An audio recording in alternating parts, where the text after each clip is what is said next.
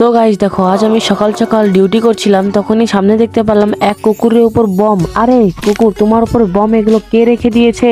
আরে স্যার, এগুলো তো বম না, এগুলো তো একটা চকলেট। আর এই চকলেট গুলো খুবই ভালো, আমি এই চকলেট গুলো খাবো, আমি কাউকে দিব না। আপনি এখান থেকে যান বলতেছি। আরে কুকুর, এগুলো বম, এগুলো চকলেট না। তুই কি আমার থেকে বেশি বুঝিস? এগুলো আমাকে দিয়ে দে, নাহলে কিন্তু তোকে আমি এখন পিটবো। তো গাইস দেখো, ওর থেকে আমি নিয়ে নিলাম বম গুলো আর ব্যাগে ভরে ফেললাম। তাড়াতাড়ি করে আমি নদীর ধারে চলে যাই। তো গাইস, আমি যতক্ষণ নদীর ধারে যাচ্ছি ততক্ষণ তোমরা একটা ভিডিওতে লাইক করে দাও, আর চ্যানেলে নতুন হয়ে থাকলে চ্যানেলটা সাবস্ক্রাইবও করে দিও। যদি এগুলো বম এখনই ফেটে যায় তাহলে তো আমি শেষ হয়ে যাব, আর শহরে এগুলো সব ভেঙে চুরে শেষ হয়ে যাবে। আর কোন আতঙ্কবাদী এগুলো কাজ করেছে রে ভাই? আর তার সঙ্গে একটা কুকুরেরও জীবন নিয়ে নিচ্ছিল। আর যদি আমি না খেয়াল করতাম তাহলে তো আমাদের শহরটা পুরোটাই ব্লাস্ট হয়ে যেত।